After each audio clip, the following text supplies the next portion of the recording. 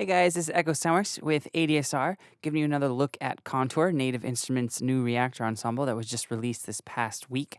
And if you didn't check out the first video we posted last week as well about just kind of a Kontour overview, check that out. It'll give you a good rundown of everything that's kind of going on in the synth in a brief overview features type of video. So in this video, I'm going to look at the synth engine, which in Kontour that is the oscillators and the shapers, and I'm going to touch a little bit on the filters as well.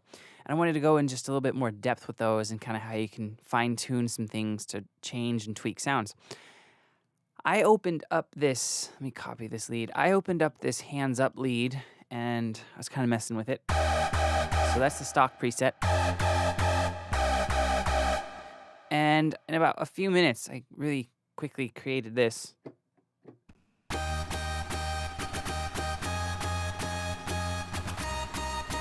So it's similar sounding, and I just kind of changed some of the parameters, but I wanted to show you some cool things I have noticed since I've been using the synth a little bit more. When you have these little knobs down here, or the little sliders for these different sections in your mix, they will go gray, which means it's off, which is really helpful visually, just to kind of see what's going on. So right now, there'll be no sound. And you'll see if I turn up this B, which is envelope B, which is tied to my oscillator and shaper B in the synth engine, there's no sound going on. And that is because what I did was I just turned off all the I just turned off everything in the envelope for everything that's going on in the synth engine section B. And that is one way that you can turn off different oscillators inside of Kontour. Or you can go to your mix section and turn them all the way to 0% and it'll be off. But so basically this sound is just using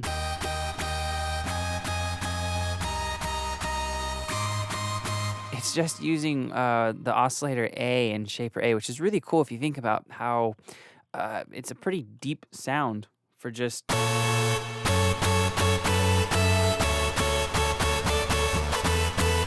it'd be a good dubstep and electro sound, but it's pretty rich sounding for only having one voice of unison, only using this one oscillator. But let's kind of jump into these different parameters. So I'm going to turn off some of the effects. And what I'm going to do is I'm going to just talk about some of these knobs here in this oscillator section. And I'm going to start with the PM self. All right, so this PM self, which stands for phase modulation self, what it's doing is it's the amount of phase modulation in whatever oscillator you're in, either A or B. And it's modulating the oscillator and the shaper, so it's kind of like a local source of that. So if I just play this and start dragging it,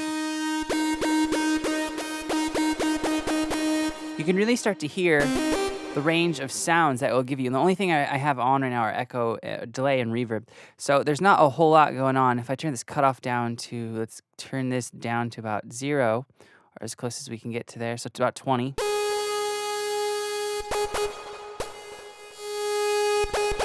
So I'll boost that just to give it some volume, but so now there it sounds drastically different.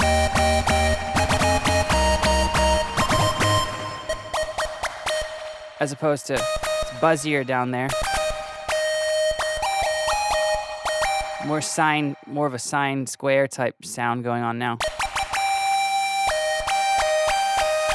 And then back to the kind of that buzzier bright sound.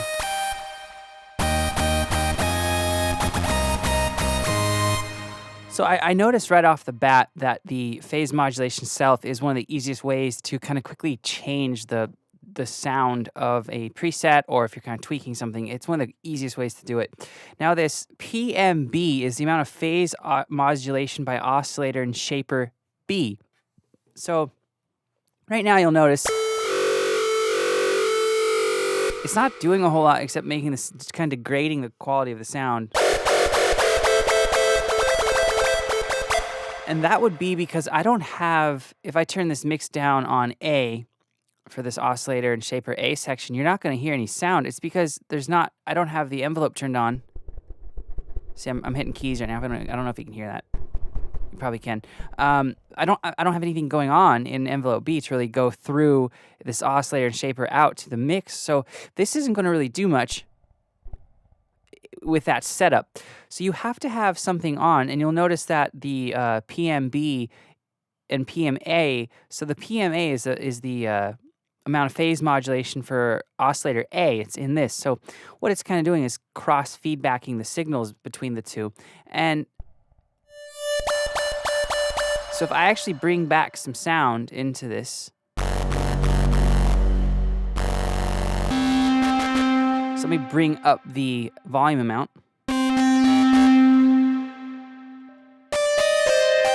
And you just saw me double click this from 0 to 1.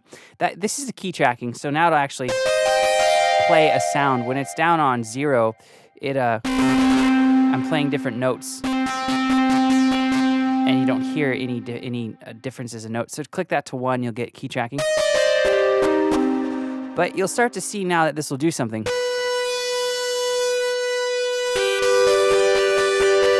So that's something that you really need to remember if you're only using one oscillator and shaper. This PMB or PMA, depending on which oscillator and shaper you're using, won't do anything. You have to have both active to actually have an effect on the sound. So let me go back down now to 0 for this, and let me turn off the oscillator B real quick. So let's talk about this PMF. This is the amount of phase modulation from the feedback signal inside of Kontour. So that phase modulation to the feedback is going to be tied to this feedback control over here. And that's how you're going to start to introduce some variances and effects to the actual sound. So let me turn up. We're running into the state filter almost exclusively right now. So what I'm going to do is I'm going to turn that up. And then I can run it through the effects as well.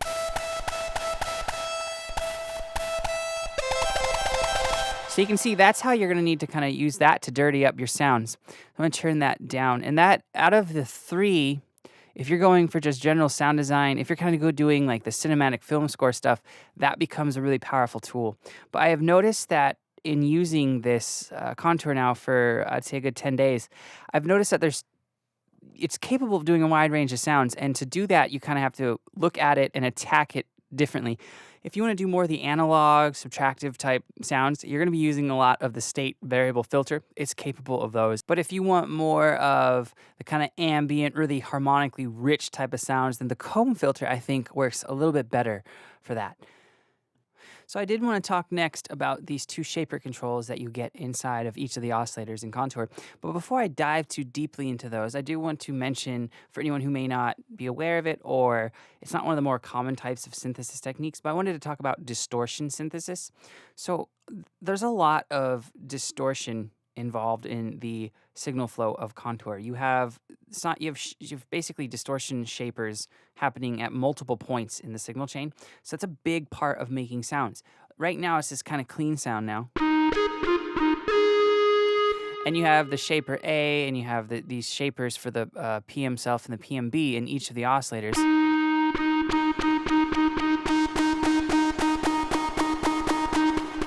So you'll notice when you have this PM self at 0 for each of the oscillators, cranking up the shaper either left or right doesn't have a whole lot of effect on the sound. The reason for that is because what's going on just in general with the idea of distortion synthesis, where you're basically adding, you're going to modify an existing sound and it'll make it more complex by using some non-linear type of circuitry or modeling non-linear circuitry in the case of software. And so when you have this kind of simple sound like this sine, just a kind of a sine wave, the shaper doesn't have a whole lot to grab onto, but when you start to move this phase modulation, now it's getting grittier, right? This will start to have more of an effect.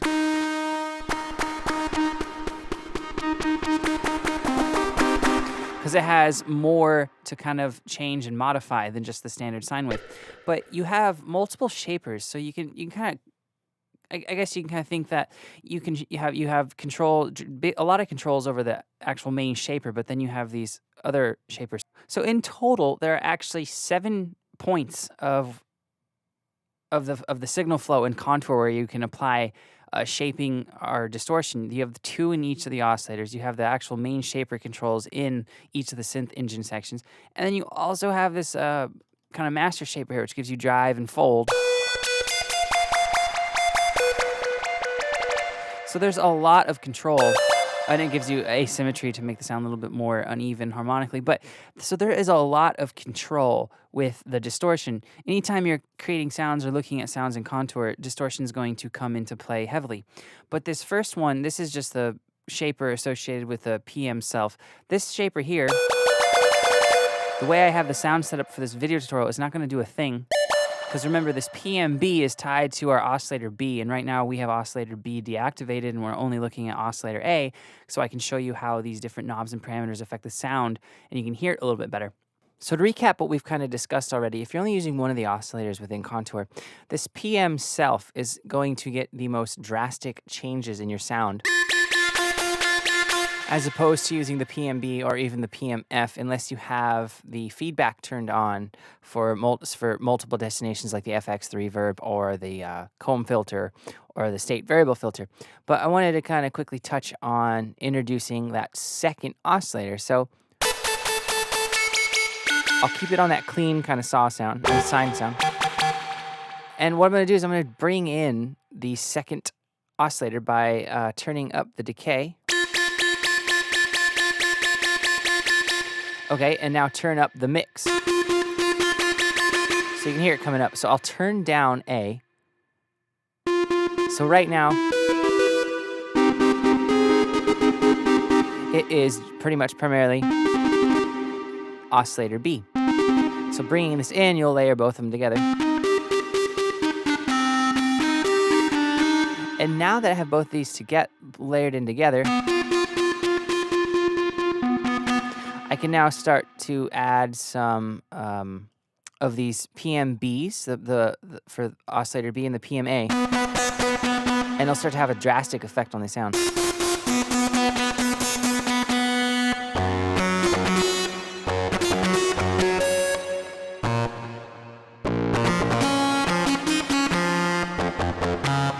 So you can see that these two will really come into play, and now this shaper will too.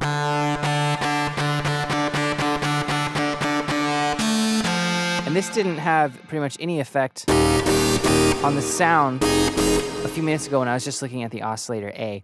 But now you'll start to hear some really drastic differences. And for basses and kind of those gritty electric dubstep sounds, this really helps. All right, and now for the feedback. The feedback's not going to be too drastic on either of these because I don't have the feedback bus set up to really be coming through. So now I will, because now I have the feedback being pushed through the state variable filter, which is what I'm running most of the sound in. So that's kind of a quick overview of how you can use the oscillators to shape the sound, the timbre, and the pitch of your sounds inside of Kontour.